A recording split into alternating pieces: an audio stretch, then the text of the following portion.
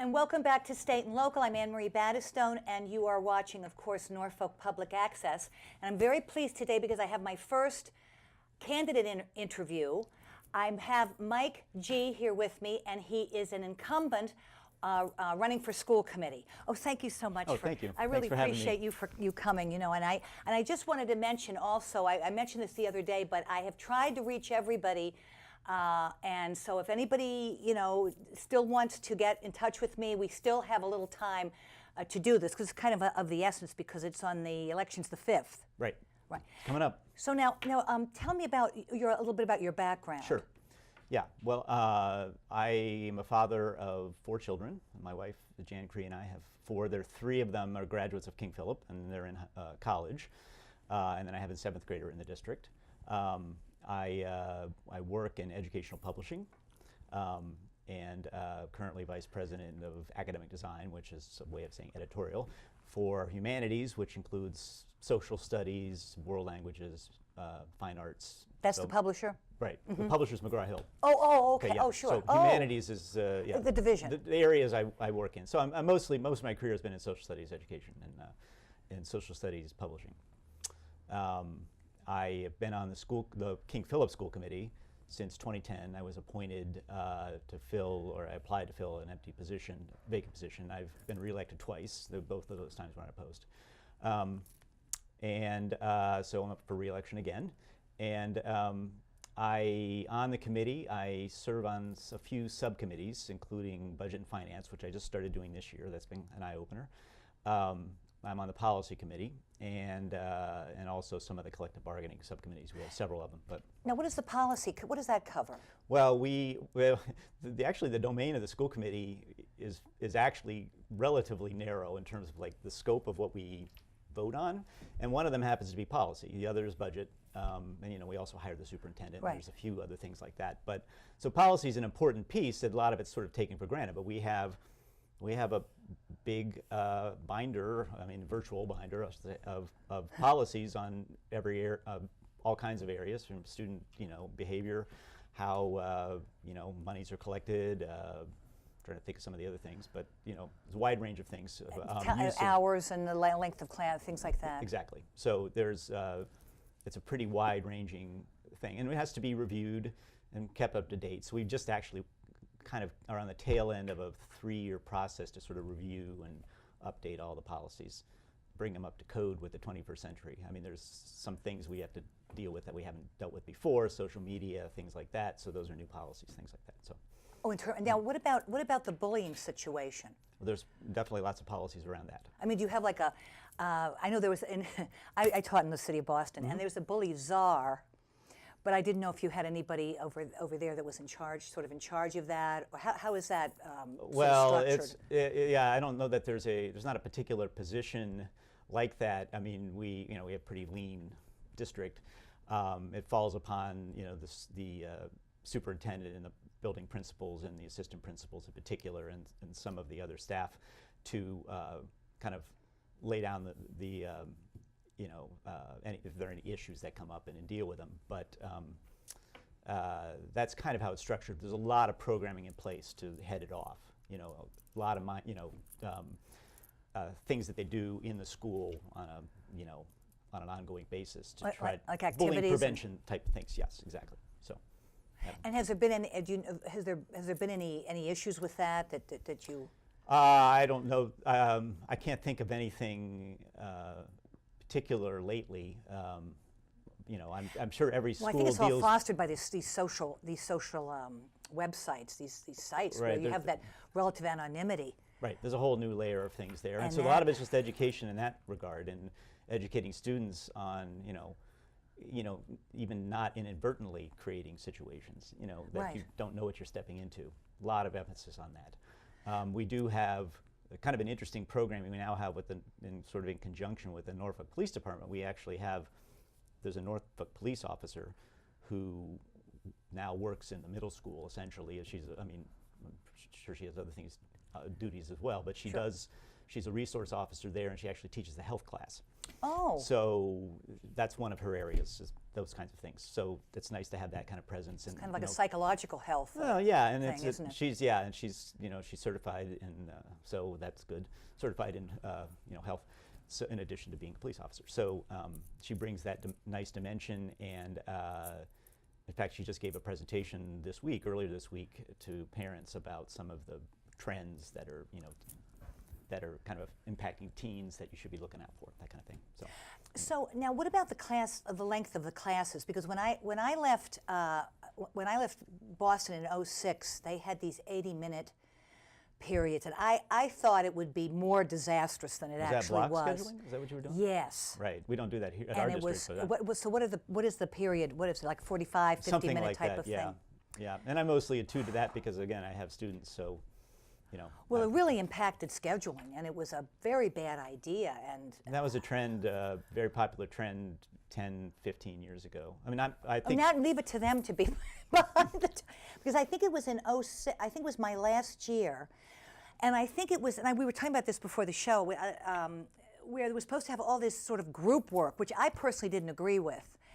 And I felt it was a big, kind of a big time waster. But when you've got that big block of time, I mean, that was my idea. That was what they were kind of pushing, and that's why they went to it. Well, I think there were, again, I have less my school committee hat on now and more my publisher hat, but because that, I certainly was aware of that trend for a while, and there's probably districts around the country still doing it. But yeah, the idea was to try to go in more in depth. I mean, that's one of the sort of holy grails of education, is how do we get depth rather than surface. So, it's we experiment with different things. Block scheduling was one of them. They would get tired. They would get tired and restless. Yeah. So if you gave them a break, then that would kind of, heat them all up. And so it was just. Now, you were, in terms of the union. I forgot. You said you were what you did. What sort collective. of, being on collective bargaining committees. Yes. Yeah. Well, we have. There are actually, I think, 4 or 5 different groups. Because the sets of contracts. There's the main teacher contract, and then there's teaching assistants and custodians and cafeteria. And I may be leaving somebody out. And the aides, do you have aides over there? Yeah, they're teaching assistants. So right, that's right. that one. Okay, so I just the way our committee assignments work out from year to year, I've been on some of those. I have not done the teacher contract. That's actually undergoing. There's a group doing that right now. But, oh, I see.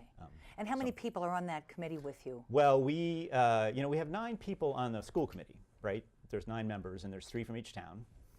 And 1 seat from each town is actually someone who's appointed by the local school committee. So Norfolk, and those folks have to serve on 2 committees. So that's a big job. They're appointed, not elected. They're appointed. Well, they're elected to their local committee. Uh-huh. So for right now, for instance, in Norfolk, it's Jeff Chalmers. He was elected to the Norfolk committee, and the Norfolk committee appoints him to King Philip. So he goes okay. both. Okay. So there's one of those situations in each town, and then there's two seats that are elected. And my seat is one of them, and there's another seat. So anyway, I didn't mean to go long. That's on that. all right. But so there's the 3 from each town. So we try to make every subcommittee have 1 person from each town. Oh, I see. That was okay. a long way of saying all that. right. So that's a typical way we create committees. So okay. So do people ask to be on them, or is it kind of a it's round robin once type a of year. Once a year when we reorganize, we vote on a new chair and a new vice chair, and we make people are coming on the board, leaving the board, elections, whatever, and also those town appointed positions sometimes might change in the middle of the year. They're not necessarily on a so. So we reorganize once a year, and we assign committees. Now I was interested. Now you are involved in you're doing publishing of social studies, and right. I had also mentioned earlier that it's just appalling to me that in Boston I can't remember when they taught social studies, and I always felt that was, and I don't know, I was very suspicious of that, because I feel like if you don't know how things work in government, right. you can really be duped. And really be that that low information voter, and I felt like the kids that we were serving really needed I mean, they had no idea, and in fact, I mean, they didn't know the difference between a county and a region and a state, and it was just amazing. So is it not? I mean, is Boston an exception? Do you know? Well, you know, I assume they teach it over at King Philip. yeah, we teach social studies, and I'm sure Boston does too. But I mean, you're sort of preaching to the choir a little bit. I mean, one thing I would say, it's interesting to me, having moved to Massachusetts, let's say 11 and a half years ago, is that Massachusetts doesn't have a middle school or high school requirement, right? Which some states do, you know. And so that's one thing. But again, this is me with my, it's not my school committee hat, but my, you know, but I mean, certainly it's an important part of the curriculum at King Philip. I mean, from middle school, they study world history for 2 years. The kids love it. All of my kids love that world history element. And Is then, that considered part of social studies? Because I know yeah. they do history in Boston, but you're talking about civic. Civic. I meant, you know, I meant to say. No, that's fine. When they say social, oh, I see. But okay, that was my. Well, that's yeah. partly my bias of but that was my familiarity, mistake. right. Okay, so all right. So yes, let's talk about The civics. civics So, is what I, yeah. Yeah. So we have a government course in high school, and there's an AP government course too, I think, and so yeah, that's where you get that, and plus it's kind of woven in to U.S. history, which is a That's true. two-year strand. That's true. At King Philip, it's a 2-year course, so it's definitely woven in. You know, they get it. I mean, I do agree with you that it's interesting that Massachusetts doesn't have a requirement per se, but it's not like we ignore it at King Philip. Oh, and right, I you know, didn't. so No. yeah, and but you know, and the point you're making, which is again right where I would be, is that I mean, the whole point of education is to basically create engaged, informed citizens. I mean, that's why we do it, right? So, and, you know, obviously we want folks to be successful in their endeavors, but to be part of the country that governs itself, right? So that's why it's so important. So it is kind of embedded in the whole process of education, but yes, I feel like there could be more emphasis on the actual nuts and bolts of how the place works. State, local, federal, not to tee right into your. But Now, you were telling me earlier that you're kind of neutral about Common Core. Could you comment on that a little bit? sure. I mean, right. Common Because Core. most people have pretty strong opinions about it. Well, there I mean, are if they've looked into it. Right. There are a lot of strong opinions out there, and I you know, I guess I would say I'm not for it or against it. You know, a lot of the. I agree with a lot of the concerns that are being raised, particularly around testing, and perhaps, you know, are we being over-tested?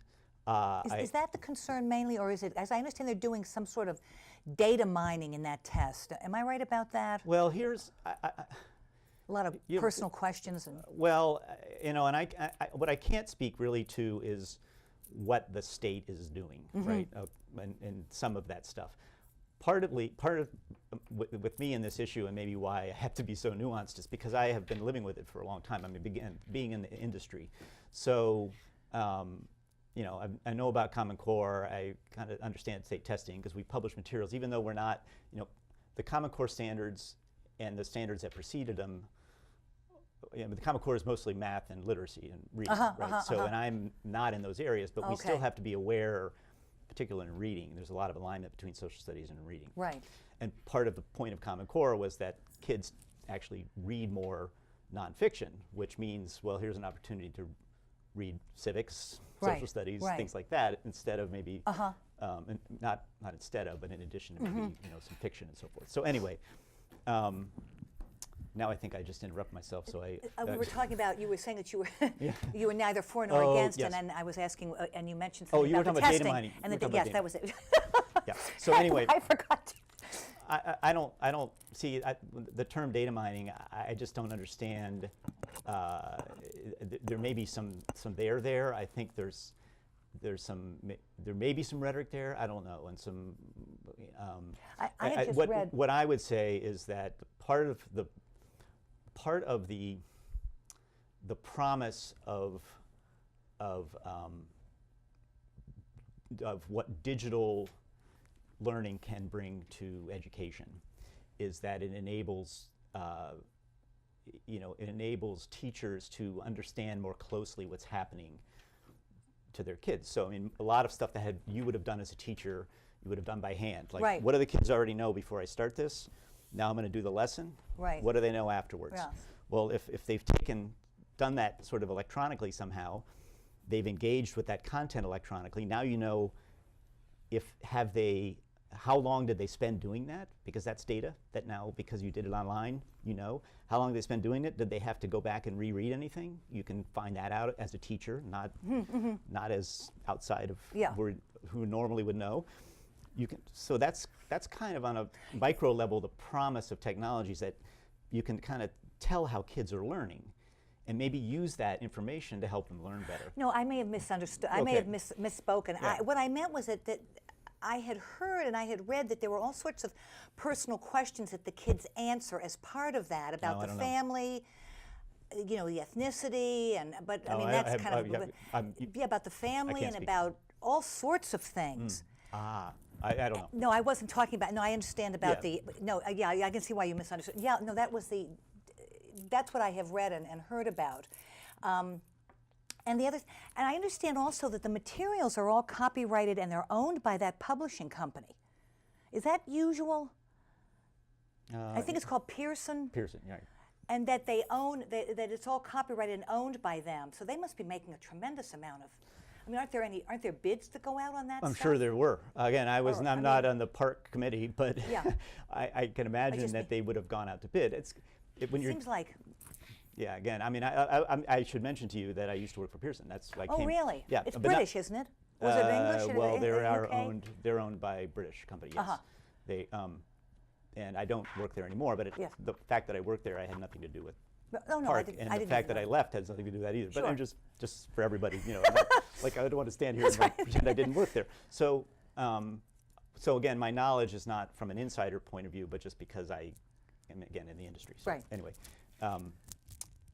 I would imagine that they was bid. I don't honestly know. I mean, that's a question for the people who run park.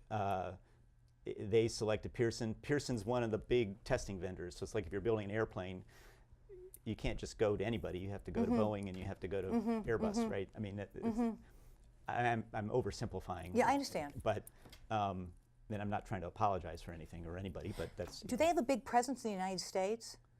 Pearson? Yeah. Sure. Well, they do. So there's some Americans working on this. No, they are. They're absolutely Americans. Okay, yeah. They're. I mean, Pearson is Just owned wondered. by based in London, but a lot of the big publishing companies, including the one I work for now, are the result of acquisitions over the last 30 years, and they're all international presences. But Pearson's core offices are in New York, Boston. okay. That's why I was here. Oh, okay. Boston, Minnesota. Oh, all right. Oh, I see. Okay. Okay. So is it usual that, so in publishing, when they produce materials like that, say because the private schools are not doing anything with Park and Core, are they? Do you know? I don't remember if they have to be. I don't know. Is it usual that would be copyrighted by the company, even if it's like, say, being used for public schools? Is it the same kind of copywriting? Yeah, there must. I don't know the answer to that, honestly. There must. Because I mean, your stuff is all copyrighted. Because I know remember when I was teaching, they didn't want people, photocopying the textbooks. Right. In other words, if they hadn't been bought. Right. So, so that copywriting issue is pertinent to any kind of publishing materials, right? Well, that's the business, right? And again, I don't know how it works with state testing contracts. I have no idea. I mean, my business, right? We publish materials and sell them. We sell them, but they're Yes. copyrighted, and like any work of literature or whatever. But Right. excuse me. How the testing thing works, I couldn't tell you. When you mentioned about the reading in the other areas, because a friend of mine was saying that her daughter's in Spanish AP literature. I taught Spanish AP language, and that one of the things she's reading is not literature at all, and it's some sort of political thing that she's reading, but it's not, and to my knowledge, as I said, I didn't teach literature, but it was, they chose, works of literature, throughout, from, medieval times to, from Don Quixote up to modern times. And I was really kind of, in fact, I couldn't believe when she told me. I said, you must be kidding. I don't know what to say to that, except I would expect. Do you think is that part of what you were referring to before about getting them to read other things besides? Well, what I was talking about was kind of one of the intended aims of Common Core. So whether it's a reality or not, I couldn't say. Mm-hmm. I would think with something like AP Spanish, it's more to the point of, is the AP test require it? I don't know. No, I never knew of that. Sometimes they've revamped it a few times, so yes. I don't know either. But yes. That's what I would look at is what you're, because in some ways AP is sort of teaching to the test too. But it can be. Well, yeah, at least it was. But the idea is that you're teaching something that's high enough level that you're causing, a great deal of learning. Some of that stuff was very difficult. Right. Now, did you find working with people from the other towns? Did they all seem to be on the same, say, page as Norfolk? Did you find that there was any distinguishable differences between their approach to the high school as opposed to people? Yeah, that's interesting. I mean, it's been the last couple of years I've done more work. I've done more activities in other towns. I mean, that includes going to community days and things like that in other towns, going to town meetings to see on the budget piece. And going to the presentations, I don't get to all of them, but when the superintendent, which is happening right now, presents the budget to the towns and to the finance committees, is what they're called in the other towns. We have the advisory board, and they're all a little bit different. I mean, everybody, KP is a presence. It's part of every town. It's the school district for all three towns. So people are definitely committed to King Philip in all three towns. And I guess what I meant was, do you find that like the one group was a little more maybe progressive leaning than the other, or a little maybe more? I don't know. Maybe that's an unfair question. I don't know. I mean, that's a good. I mean, it's interesting. I don't know. I haven't drawn any conclusions like that. Yeah. But why don't you talk a little bit about what you feel that you said you'd learned a lot being on it. Yeah. And I wondered if you might talk about some of that. Yeah. And what some of the things that you felt that you accomplished while you were on the school committee. Sure. Yeah. Well, I mean, I think through the committees, or through the different groups that you worked with. Sure. Let's see. Try to figure out where to start. I mean, it was interesting. You had mentioned earlier that when I first started, where there was some issues happening, just happened to be happening at the time around the teacher recommendations and so forth, and.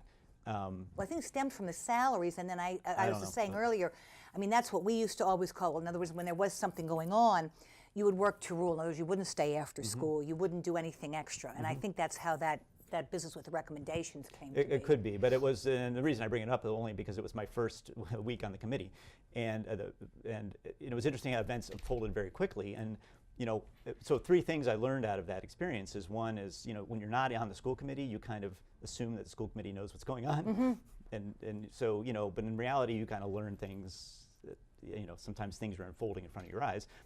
Number two is if you don't say something out loud, then nobody knows what you're thinking about something. So that's kind of one thing I've sort of taken away from that, is to sort of, I ask a lot of questions in meetings, and I try not to give anything a pass.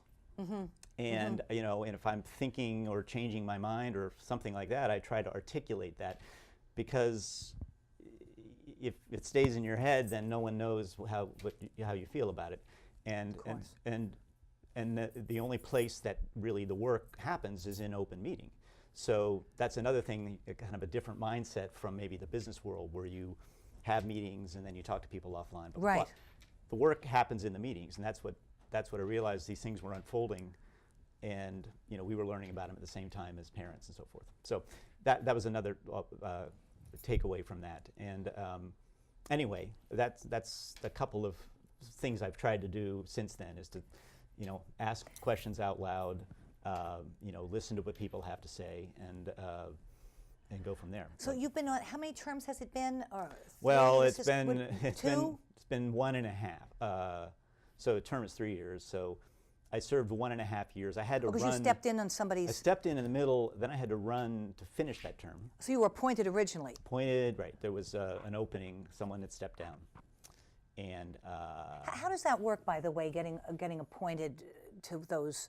How do they pick you as opposed to someone else? I don't know. I don't know why they chose me, but there were a handful of people who, expressed interest, and I. Oh, and then I see. I Oh, met, okay. I see. Like any of the boards where the selectmen. Okay. Yeah, and the selectmen, and they So actually you look at the whole right. picture I of the interviewed person. with the selectmen. Oh, and, okay, I see. And also the 2 Norfolk members of the school committee. I mean, Oh, okay. sat Oh, in so on there was that. some process there. Yeah. Oh, right. okay. We all met with them, and then they Oh, called me okay. up, and that was it. Yeah. So, Yeah.